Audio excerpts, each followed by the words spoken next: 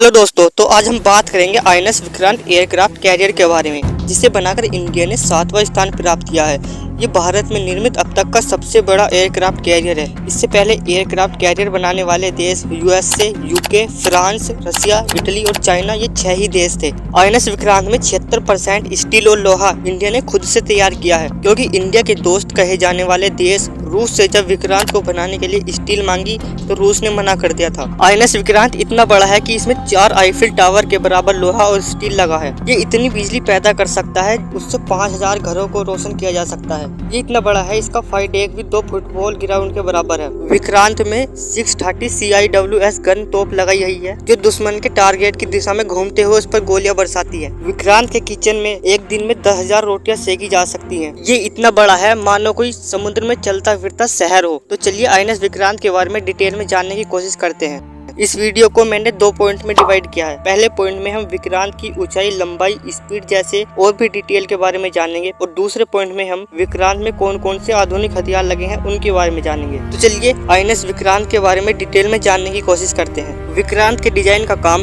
1999 में शुरू हुआ और 28 फरवरी 2009 में कोचीन शिपयार्ड में रक्षा मंत्री AK एंटनी द्वारा विक्रांत के लिए ईंट रखी गई। Today is a momentous day for the Indian Navy, shipyard, shipping ministry, Ministry of Defence, in fact to the whole country.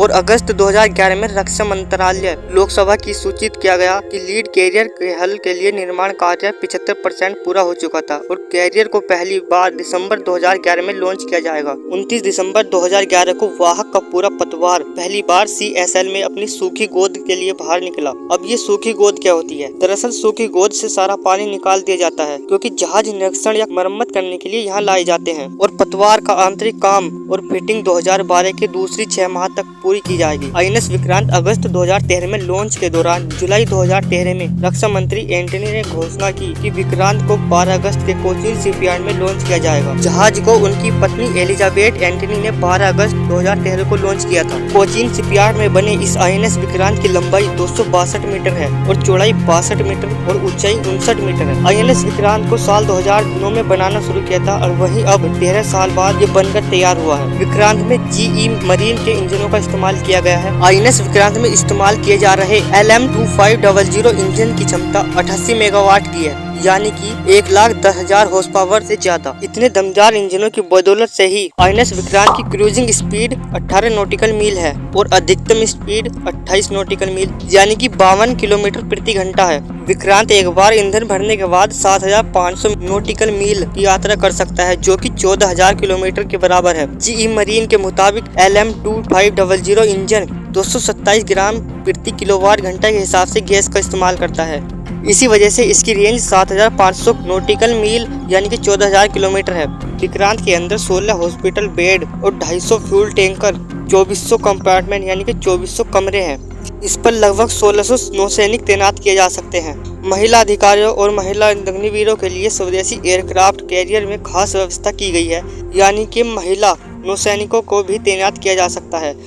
INS Vikrant के मेडिकल कॉम्प्लेक्स और मेडिकुलर emergency operation theatre, physiotherapy clinic, intensive care unit, pathology setup, CT scanner के साथ radiology wing और x ray machine, एक dental complex, isolation ward और telemedicine सुविधाओं के साथ आईएनएस विक्रांत पर 16 बेड वाला अस्पताल भी मौजूद है। यहाँ हर वक्त 5 मेडिकल ऑफिसर और 25 असिस्टेंट तैनात रहते हैं। किसी भी तरह की इमरजेंसी का यहाँ पर इलाज मिलेगा। सिटी स्कैन वाले एरिया में लेड माउंटेड दीवारें हैं ताकि रेडिएशनल प्रोटेक्शन मिले। यहाँ तक कि विक्रांत का ऑप्स रूम बड़ा खास है। कौन सी गन यूज करनी है और कौन से एयरक्राफ्ट भेजना है, कैरियर बैटल ग्रुप और इंफॉर्मेशन क्या होगा, ये सब प्लान यहीं पर होता है। अब बात करते हैं पॉइंट नंबर 2 की, यानी कि विक्रांत में कौन कौन से आधुनिक हथियार लगे हैं। MiG-29 लड़ाकू विमान और कोमाऊ हेलीकॉप्टर के साथ आईएनएस विक्रांत पर कुल मिलाकर 30 से 35 एयरक्राफ्ट तैनात किए जा सकते हैं। विक्रांत में AK-630 CIWS गन तैनात की गई है। ये एक क्लोज इन वेपन सिस्टम है। ये एक खास तरह की रोटरी यानी कि घूमने वाली तोप होती है, जो दुश्मन के टारगेट की दिशा में घूमते हुए उस पर गोलियां बरसाती है। ये हमला इतनी ताबड़तोड़ होता है कि इसकी गोलियों से बचना मुश्किल है।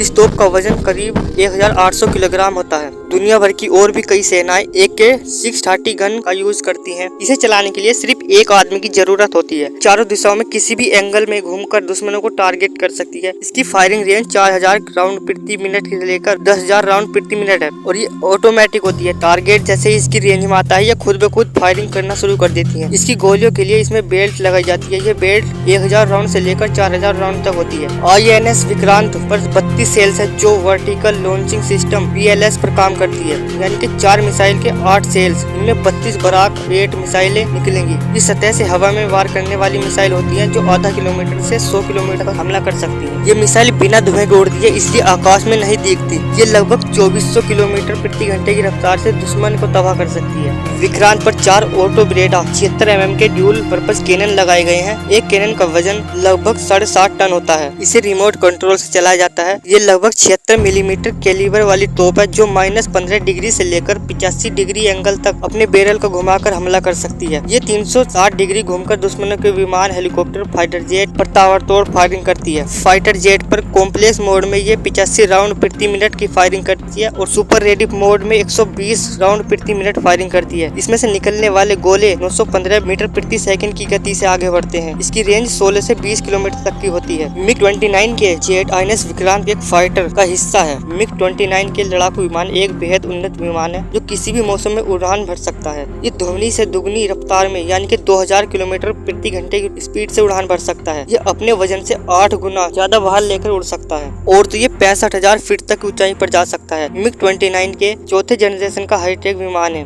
MiG-29 के हाईटेक टारगेट और नेविगेशन सिस्टम, वार्ड रेंडिगेट, fly by wire flight control system, radar और optical locating station, helmet mounted target display system, communication, self defence equipment, cockpit instrumentation से लेस है। इसके साथ ही आने वाले समय में INS विक्रांत पर और भी जैसे राफेल और भी विमान तैनात किए जा सकते हैं। गाइस आज के लिए बस इतना ही, मिलते हैं अगली वीडियो में। इससे पहले हमारी वीडियो को शेयर करना, लाइक करना और चैनल को सब्सक्राइब करके घंटी को जरूर दबा देना। मिलते हैं अगली वीडियो में।